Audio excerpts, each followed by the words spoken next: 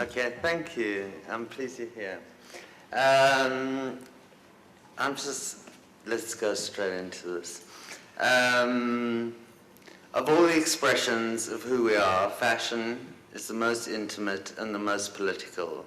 Because they touch our very skin, this is not moving. Because they touch our very skin, as we wrap garments around us, subconsciously we interpret the weight, texture, and story of a piece of cloth.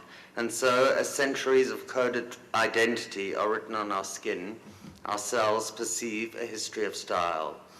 Something as innocuous as a dress or a t-shirt holds a story. And if we attune ourselves to the masterful tradition of fashion each morning as we design ourselves in the mirror for the day ahead, so our bodies will interpret that story and communicate it as we parade through the universe. The history of this country is written in thread, in the way cloth has passed hands, the way garments have been constructed, and the way styles have fused or been imposed in tune with the social and political tides of our history. If we want to know where we come from, we need only look into our closets. The 10th of May, 1994 was the most visible and significant day in South African history. The inauguration of President Mandela attracted visiting diplomats from 140 countries. Only tragically, when our big moment arrived, we found to our utter astonishment that we had nothing remotely appropriate to wear. The president himself looked dapper enough in a neat black suit, generic for Western leaders, but his partner, his daughter Zinzi, found herself in a fuchsia corporate suit and a mad top hat straight out of the Mad Hatter's Tea Party. If you look back at the event today, you may spot the odd tuft of Zulu leopard skin representing the Zulu monarchy, but there was little evidence that this was South Africa at the end of the 20th century. The wives of the outgoing apartheid regime perspired awkwardly, as always, in their stiff pastel suits, while the struggle leaders who had scoured the continent in a quest for appropriately African attire looked curiously out of place in voluminous West African kaftans and head wraps, garments that at the time were as foreign to isolated South Africans as Japanese kimonos. We did, of course, have clothes on, and yet strip away everything that was borrowed, along with the sprinkling of historically frozen ethnic styles, and look for anything on our bodies that expressed who and where we were at that moment. And South Africans stood stark naked before the universe. Of course, it would have all been far more powerful and more glamorous if we could have used this million photo opportunity to showcase contemporary and original South African style. A spring collection of rainbow-colored garments for the so-called Rainbow Nation, if you like. Only, as it quite suddenly dawned on us, such a collection simply didn't exist. What was absent from these photographs was just as eerily absent from the racks of the country's boutiques and the chainsaws and the wardrobes of its people. And so it was at that moment that South Africans were confronted with a very pressing question. The answer is not a simple one. It requires a careful and complex investigation of half a millennium of fashion history at Africa's southern tip. To understand the way we dress, we need to explore all the political, geographic, and social factors that shaped that process over the past few centuries. And we need to acknowledge that the curious spin on the tale of the emperor's new clothes that emerged in South Africa in 1994 was by no means accidental, but rather a result of the peculiar circumstances of our history. Over the past few centuries, aside from a few creative visionaries and some outsiders in marginalized subcultures, no one had given much thought to a fusion of Western and African dress. Traditional costumes were still worn ceremoniously in the rural areas and were vaguely recognizable from the dusty showcases of our museums, where they were showcased with the same exotic curiosity as the country's splendid fauna. But for the most part, newly urbanized dwellers had simply adopted European dress codes imposed by the colonizers, complete with their class-based hierarchies. Until that day, there had never been a reason to attempt a stylistic fusion. Europe and America were what you aspired to and wrapped around your body, and Africa was a cheery, timeless postcard. Or was it? Recently, I've been working on a book in celebration of the 10th South African Fashion Week this July. The more designers I interviewed and the more research I did, however, I realized just how vast this topic is, and will only release the book in 2007. But in the meanwhile, I'd like to offer you some of my ideas. I remember mentioning to my smart-ass friend Katie Bauer about a book on South African fashion. "Pa," she snorted, "there is none." She may be right. After all, other than Mark Bauer in New York, Hamish Morrow in London, and the curious but sublime corset maker Mr. Pearl in Paris. May I digress about Mr. Pearl for a moment? I've been corresponding with him lately, and he says that he always liked the way the Sangomas dressed when he grew up in Pretoria, and he liked the Hammanskraal woman. But he was most inspired by insects, chameleons, and especially glowworms. By wearing a corset almost 24 hours a day, Mr. Pearl has narrowed his waist to 18 inches. He also sent me a next email just to mention that he was one of the first bustle insiders. In his collaborations with Lee Bari, an Australian-born performance artist, Pearl would roller skate underneath Lee Bari's dress. So, well, there you have it, a bustle insider. Anyway, the point is, aside from these few people, no South African has made any significant impact on the global fashion map. If, however, one looks at the story of dress at South Africa's fashion tip, well, that's another matter. Indeed, what makes this story so intriguing is that it's largely a hidden one. Unsurprisingly, the texts that exist on South African fashion history are almost devoid of black people.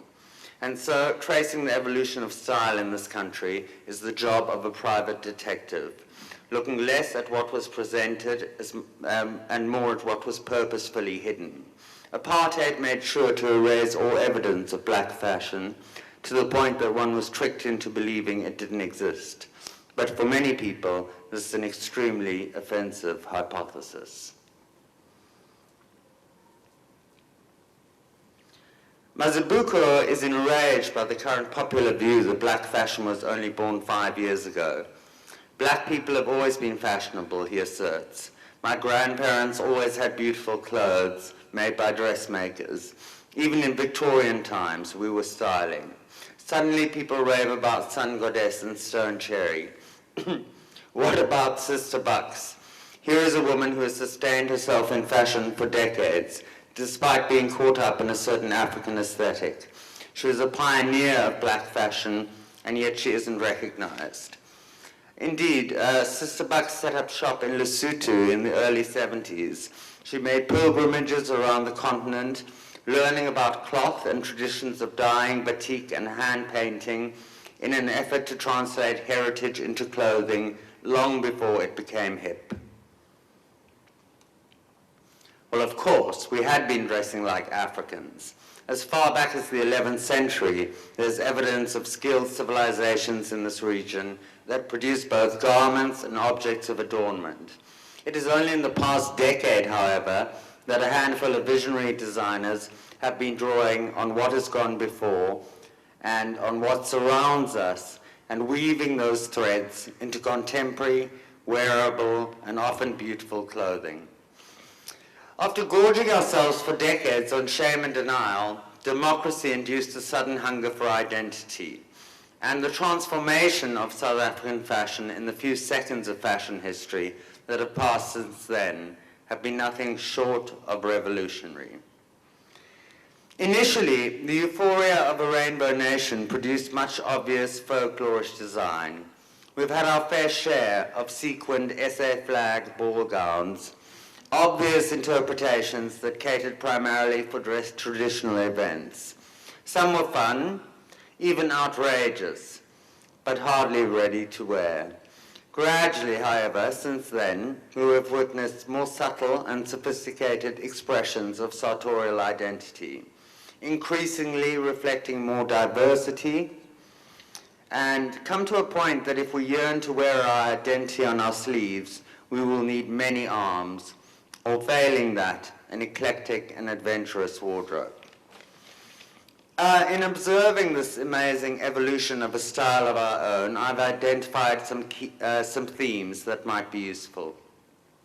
A few years ago, when Vanya and Tando Mangaliso launched their brand, I found the work folkloric and overly historical, but the success of their label has proved me wrong.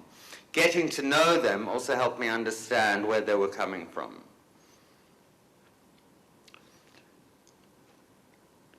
The collection set out to reinvent historical styles in a contemporary idiom. Here, the traditional leather apron, or intrebete, is embellished as it would be historically with shell and wood, but is teamed with a slashed silk skirt. As Vanya suggests, if you were living in the Eastern Cape in the 1700s, you'd have taken a piece of animal skin and wrapped it around your body. The whole concept of wrapping and layering is an African phenomenon. Although it's obvious in these designs, it's also evident in work of designers like Maya Prass, Amanda Ledcherry, and Clive Rundle. When Clive sprang out of nowhere in the early 80s, he soon developed a following for his complex and original clothes. There was always masses and masses of fabric, he recalls, and the clothes were completely cuckoo. But who cared? We did what we liked and it worked. By the end of the decade, Rundle was supplying 60 boutiques in tiny dorps around the country with a largely black clientele. The reasons he cites are interesting. Firstly, the color palette was often muted and earthy. Secondly, because the whole concept of wrapping was central to tribal dress, there was nothing new in tying meters of fabric around you. Thirdly, he says, I have an African soul. It's not like I grew up black in a Shweshwe household. It was the complete opposite of that. But Africa is all around me. It's what I breathe, smell, feel, and see. And so, of course, it will reflect in my work. If we want to see that, what is African in local fashion, we may have to look beyond the obvious. Even Jacques van der Walt will concede to African influences in his work, but never without a fair deal of processing and deconstruction. In this piece, the stiffness of the cloth exaggerates the wrapped effect. The stripe in the fabric and the button detailing are also African. But the mood, I think he described as Karoo Buddhist, if I'm not mistaken. Another designer who has masterfully interpreted many traditional and urban styles is Marianne Fassler. In this 1999 collection, the colors and beading details were inspired by the Khoisan, but the interpretation was sexy and contemporary. While it by no means marks the beginning of South African fashion, it's useful to place ourselves at the Cape, actually in the late 1600s. As often, we need to hold up a mirror and try and picture the absurd apparition of Jan van Riebeck and his entourage as they stepped off his yacht, the Reicher, from the perspective of the original inhabitants of the Cape. One can only imagine the utter incongruity of the arrival of these Dutch colonists, clad in their austere black and white garments with handmade lace collars and buckle boots. This event, more than 300 years ago, would indelibly mark South Africa as one of the planet's most curious melting pots. Indeed, despite the daring décolleté of women's necklines, fine gauze kerchiefs were worn in a strict concealing style in keeping with the colonists' Calvinist values. Men, meanwhile, wore grand horsehair periwigs, velvet breeches, and the cravats that were popular at the time. Van der Walt has also drawn subconsciously on these references in his collections, but the work speaks for itself. The careful balance of masculine and feminine elements, and again the deconstruction, place it in the present, if not the future. The 1700s were a rather dull time for fashion in this region. It was during the 1800s when trek brewers and traders began venturing into the interior, bringing with them beads for cloth and trade and styles of dress that were to influence the fashions of the interior. Indeed, the ethnic styles that we take for granted as historical were trends that resulted from this exchange. Looking back through the archives of SA Fashion Week, a tribal thread unravels. Both cloth and ethnicity emerge as inspiration. Some are literal, others more expressive. South Africa, as a region, was always textile poor. It was not until the late 18th century that we began cultivating cotton, and even today most designers work solely in imported cloth.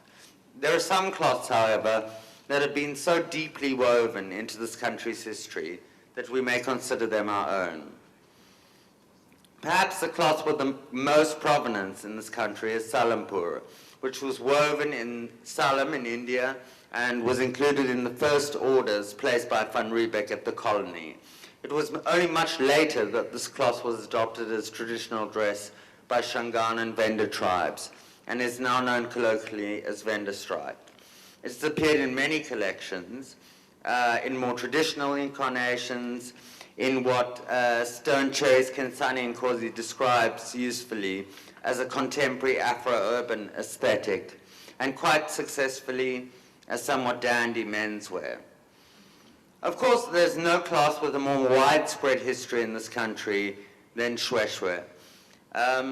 We spoke about it earlier. It was first imported by German missionaries in the 1800s and has since been adopted for traditional and daily use by most South African cultural groups, and thus might be the most democratic of all South African cloths.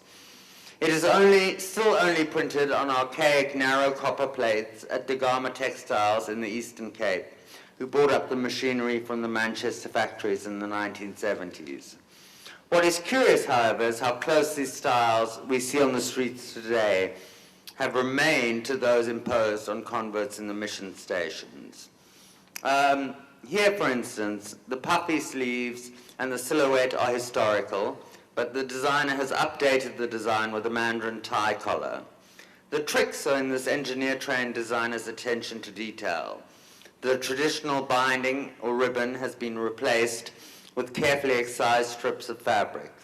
Walaza, who has been described as a fashioneer, works with mathematical precision, reinventing the traditional Shweshwe wraparound dress or chikiza worn by married women for the future. Amanda Cherry is committed to wearable, everyday clothing. Again, the wrapping of the garments has a local resonance. It is teamed here with the heavy green cotton worn by members of the Zion Church. Here we see the trademarks of Amanda's style, the careful and respectful interpretations of traditional cloth and dress, the reference to workers' uniforms in honor of those who keep our country clean, the fusion of Japanese and African silhouettes, an absence of fuss. Indeed, with democracy, this cloth became so popular, both with designers and rural dwellers, that at times the mills couldn't keep up with demand. I think because it was so everywhere, some designers customized the fabric to make it their own, sometimes by bleaching it, by cutting out panels and layering them, adding texture by appliquing it in strips, juxtaposing panels of different prints, by patchworking it, by over-dyeing it and highlighting areas with sequins, or even screen printing the designs onto silk chiffon. Of course, other cloths have been explored, such as Swazi print. Motif, as used by the Indaba, has been borrowed, or interpreted, or reinvented. Nothing, however, has been as widely referenced as a Xhosa A-line skirt. Over the past decade, this horizontally striped skirt has emerged as the most iconic item of South African dress. So much so that I've wondered why it hasn't yet appeared on a stamp. Sun Goddess has made it their signature, reinventing the stripes again and again. Here we see a flamenco version, or here, inventively translated into silk with the strips in plastic reflective fabric used on policemen's uniforms. But to understand its origins, we must explore the evolution of colonial fashion, which too was ever-changing. Until the mid-1800s, colonial women had worn as many as 7 petticoats to support their vast skirts. But in 1870, the innovation of crinoline hoops liberated women from these petticoats. The famous stripes, which were hand-stitched in binding, were initially a take on these hoops. Indeed, through history, we can see many parallels which appear to be influences. We cannot be sure whether the neck rings and concealing style worn by Indaba women, for instance, were an interpretation of the high-collared late Victorian styles that emerged in the same period. We can only guess. During the 19th century, there were other events that impacted on dress. It was the circumstances of the Great Trek in the 1800s that forged what was perhaps the first indigenous style in white South African fashion. Due to the durability of the fabric, fur trekker women chose cis or chintz for their simple empire-line peasant dresses. Despite its political incorrectness, as the democracy matured, so certain designers felt more comfortable owning this heritage and exploring it in their work. In his 2003 collection, Remembrance, Gideon updated the chintz as upholstery fabric, lace and patchwork are incorporated. The collection was also an homage to the Afrikaners in the concentration camps of the Boer War. Although he came under fire for this, as Gideon expresses, there are so many diverse cultures in this country, and we have to embrace all of them. I'm proud to be an Afrikaans guy. It's not about politics. I just wanted to contribute. Other indigenous items that emerged from the trek were the witkappies, which were painstakingly quilted and could take up to 3 months to produce a single piece. Young designer Ella Buter revisited these in a 2002 collection for her label Super Ella. As people on the move, the trekkers would make do with what they had. As old clothes frayed, patchwork was used for household items. Ella's explored this, as well as another key theme of domestic workers' uniforms. Another beautiful exploration of fur trekker in Victorian styles has come from Jacques van der Walt. For last year's Fair Lady Catherine Awards, he teamed with director Lee Ogilvy to create this short film, which is so lovely. I'm going to shut up. Can you play? Thanks.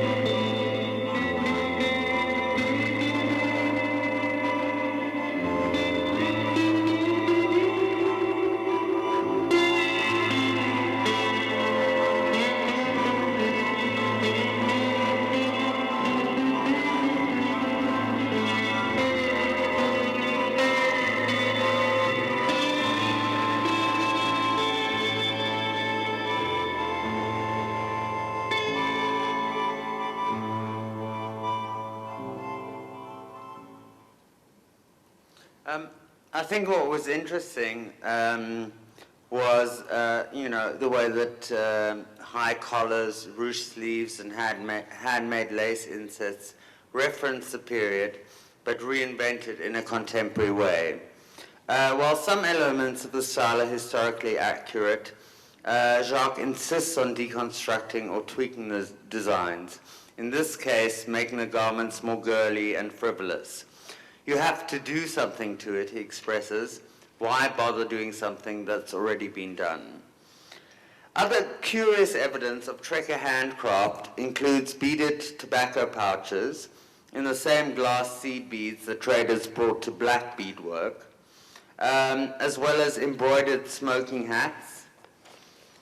A man's value to his family was gauged by his ability to make shoes on the road, hence the velskoen. Men wore klapbroeken or leather trousers, so named for the sound they made as their thighs rubbed together. The pattern was revisited recently by a young new Chwani-based label, again daring to explore a politically incorrect reference.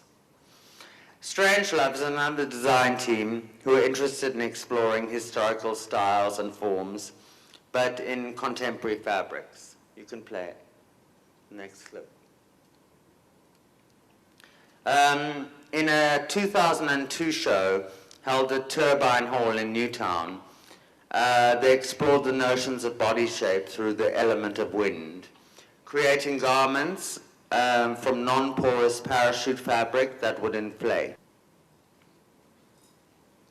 I think what's interesting about it, and I don't know how fast it's going to go, but the designers, Carlo Gibson and Jimek Pato, were interested in various themes. At the time, the story of Saki Bartman was very current, and debates on aspirational body shapes were raging. We're not scholars, Gibson insists, but we like to ask questions. So we're just juxtaposing the story of Saki Bartman with Victorian silhouettes like corsetry and bustles, and asking things like who influenced who, and what's really beautiful. We don't prescribe any particular body shape. We want people to be happy and healthy in their bodies. When we see big African women wearing skin-tight clothing, it's a celebration. Here we can just get a sense of that show.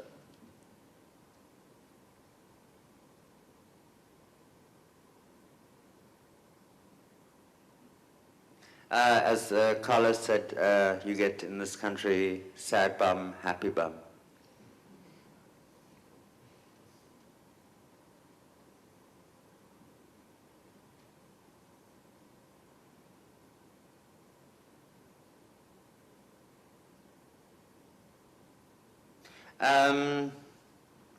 Indeed, I'd say part of the success of labels like Sun Goddess has been in their accommodating all sorts of body shapes. But I think we should leave that one to the women's magazines to thrash out. For many designers, a sense of place is created less by historical or ethnic referencing than by the palette and textures of the country's landscapes. In this dress, designer Karen Mosthuizen has recreated a photograph of the Karoo, with a chocolate underskirt for earth, the sliver of sage green for scrubby vegetation, and the expanse of pale blue silk as sky. The neckline is a rare ethnic reference, an interpretation of the brass Indaba neck rings. Other garments in this collection, such as the buttersoft goatskin bustier and cream ostrich feather skirt, embody an approach of purity and environmental awareness with an understated but unmistakable sense of place. In other collections, we have seen feathers and flowers, gold leopard print and porcupine quills, brightly dyed ostrich skins, neon-hued springbok hides, inspiration from animal skins, and from the country's indigenous flora. All these references help forge an aesthetic that is distinctly, while not obviously, South African. I don't think there's any way you can look at fashion in this country without looking at themes of struggle and war. Military-inspired collections and the use of camouflage pay homage to this country's struggle for liberation. resistance found its way into iconography. Images of struggle heroes on t-shirts alone could tell the whole story of apartheid. Vintage struggle posters were reinvented as hip contemporary style, and t-shirts proclaim a new populism. This range was launched last year to pay tribute to a struggle hero.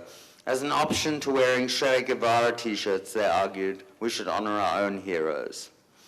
What has emerged for me in speaking to designers is that the real inspiration for their collections comes from the eclectic juxtapositions of styles we see on our country's streets.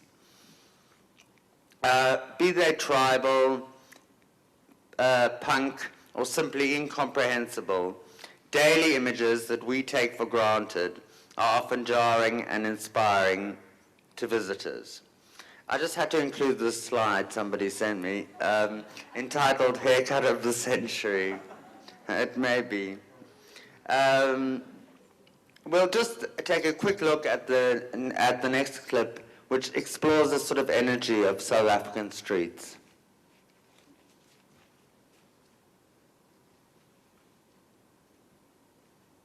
The designers were interested in people who came to the city with nothing but all their possessions in kind of checked carrier bags, and how people became just bags. And this presentation, they were exploring how the people could emerge from these bags that are so much part of our landscape.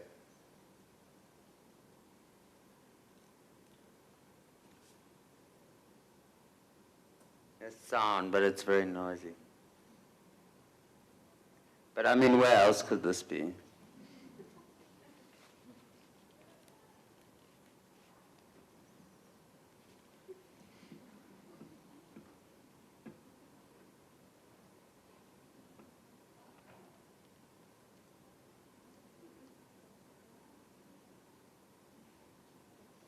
You know, it's interesting, these were white designers, but drawing on very much black street culture, and I think we need to be able to cross those boundaries. See, it does have a happy ending.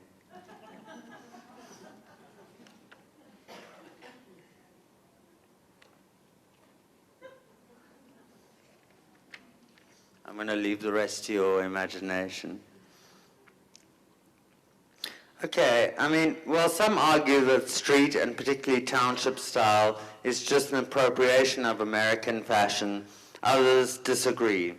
Having grown up in a household where his mother sold second-hand clothes from her garage, designer Themba Ngomezulu has worked in recycling, displaying just how African a second-hand European aesthetic can be. Again, I will quote Mazibuko. We were brainwashed to feel inferior about our cultures, so we've taken elements from other places and made them our own. But we've done it on our terms. That's why when we wear all-stars, we're taking the piss out of them. That's why we wear them without socks or shoelaces. It's as though we're saying, you've taken so much from us, now we're going to take what's yours and own it. So, vintage 70s styles have had a particularly local resonance. And as Fassler suggests, pinstripes, which is reinvented here with Zulu studcraft, are far more African than leopard print. Clive Rundle has also told me how influenced he is by street style, and by the way hawkers or even hobos style themselves. It may seem a stretch, but bear with me. Clive describes a sort of fashion vision that inspires his work. He tells me there's a young girl, alone, vulnerable, on a dirt road. Her clothes are rags. Her jacket's too small and so worn it's hanging from its threads. There's something so beautiful in that, he expresses. Now I need to take that fragility and translate it into couture. In his 2005 collection, he did this masterfully, in showing garments where the silk had been painstakingly shredded, square within square within square. Rundle is compulsive with detail. When he saw the way people stapled their clothes together on the street, he created a dress out of 100,000 staples. You know, It's African? Is this African? Perhaps, but as we might least expect it. Fassler tells a similar story of a visit she made to a household in Soweto one morning and how it inspired her work. We arrived unannounced, so nobody had dressed up, but the clothes they were wearing so inspired me. The little girls' dresses had worn so thin, and the hems had frayed so beautifully, and they were wearing cheap little jerseys, and I just thought I could do a collection like this. And she certainly did. When Gideon presented his Circus in Soweto collection in 2002, he too was inspired by popular branding, the fierce juxtapositions of texture, color, and textile, and the imperfections that characterize streetwear. I've always loved clothes that aren't perfect, he expresses. That's why I'll sew on some extra buttons or leave a raw hemline or slash a t-shirt. That's what makes a garment special for me. It sets it apart. It also sustains the designer's most consistent motif, texture. With the birth of democracy, South African youth particularly were hungry to express their identity. And so a new patriotism found its way into popular iconography. We wanted to reject a culture of borrowing and wear South African. And we saw this in t-shirt iconography. Maps of Africa became mandatory. Patriotism was expressed literally in our obsession with national teams, with soccer culture, and with sport generally.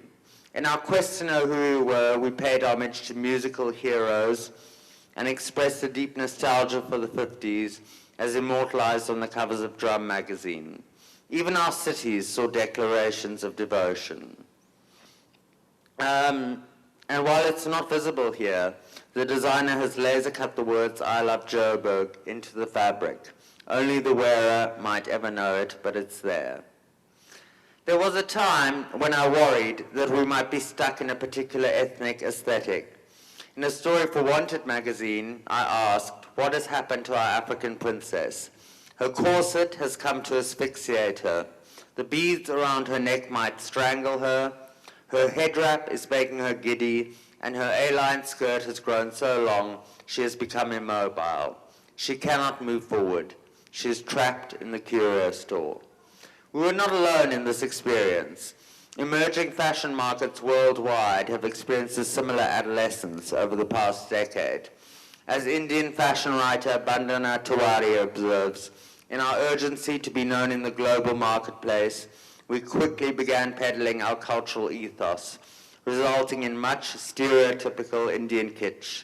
Too many, too bright, over-embellished collections, but still quite fabulous. Anyway, lately I've grown less fearful. Particularly through the use of textiles, local designers have drawn on the rest of the continent in an attempt to forge a brave Pan-African identity. It is less a case of Africa defining us than of us defining a brave new Africa of tomorrow. There is work that is grand and theatrical, other work that is sharply tailored and more wearable. After a process of searching for identity, collections have emerged that are bold and infuse African and global styles in ways that we may never have expected a decade ago. As a nation, I think this has been very good for us. It has restored a sense of pride and infused us with hope and excitement. I asked a Mandalay Cherry once if she thought that clothes could heal. We'd been talking about the range of traditional Zulu and Blaselo pants she'd created with the help of a Zulu tailor, Mr. Mbata. She spoke about how careful she'd been to show her references, how respectfully she'd borrowed them, and then she thought long and hard before she answered. She said, I think it's the essence of what I do. By putting these things out there and doing it in a way that's not in an airport curio style, but rather relevant and respectful, I think I'm somehow working through my deep sorrows of apartheid in my clothes. Over the past decade, the local fashion industry has been revolutionized in many ways, not only in terms of reclaiming identity, but behind the scenes, where chain stores that monopolize the industry have made way for smaller, independent designers. For a nation with nothing to wear, other than what we had borrowed from afar or from history books, we now have rather a lot of wardrobe options. We have also shown that we have a truly unique contribution to make to the fashion planet. Thank you.